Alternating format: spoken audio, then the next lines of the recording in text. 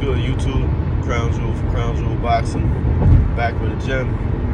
I wanted to come on and respond to Keyshawn Davis missing weight yesterday and subsequently having his first title defense against Edwin De La Santos canceled and be stripped of his newly gained WBO title. And I seen a lot of narratives out there. Some people are saying he was some form of ducking. Some people are, saying he's ducking Abdullah Mason. He didn't want to make weight because he didn't want to fight Abdullah Mason next, which doesn't make sense. He's the one that called Abdullah out. There was no pressure from Abdullah. To him, he put the pressure on Abdullah, and Abdullah seemed a little shook. But I will say, it was a supreme miscalculation, a monumental miscalculation by Keyshawn Davis. And I think what it was is he overestimated his celebrity, his star power, and his leverage.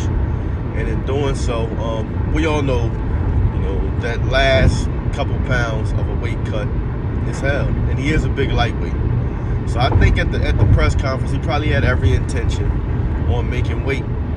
And, he probably has a routine where, that last night, morning, he takes off 6, 7, 8 pounds and goes and makes weight. But I can only imagine, but I would, you get to a certain point, and I've done this myself once, where you just say, the hell with making weight, you know what I mean? Especially on his level, because he's like, Floyd missed weight, still fought. Ryan missed weight, still fought and won. You know what I mean? Quite a few people missed weight and still fought. So he thought, he could miss weight and still fight. But it didn't work out that way, because Edwin has what my man Manager Marty always says. Shout out to Manager Marty. Good representation in Samson Lubowicz.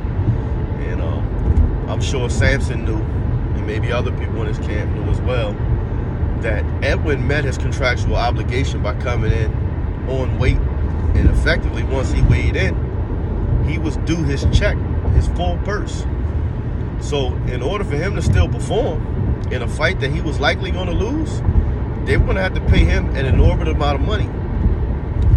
And he knew that. So, he probably demanded more than what Keyshawn was willing to give up.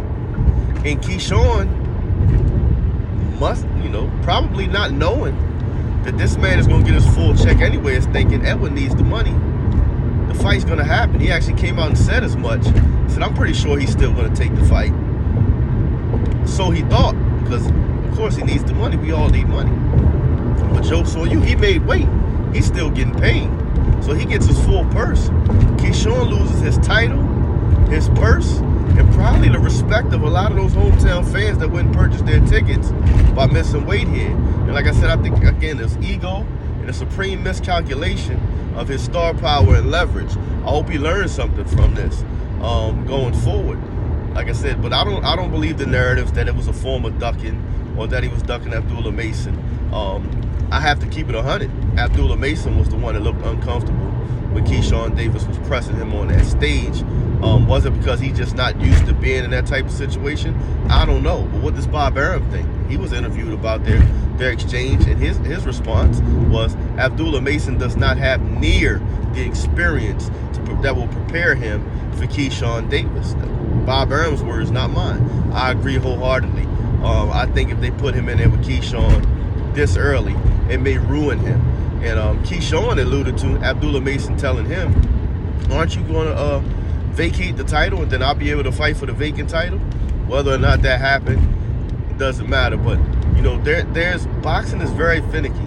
And there's a right time, for your guy to fight each and every fight he fights. And if you put him in too soon, things can go horribly wrong really quick. Look back at the career of David Reed fighting Felix Trinidad too soon. Never was the same. Look at Fernando.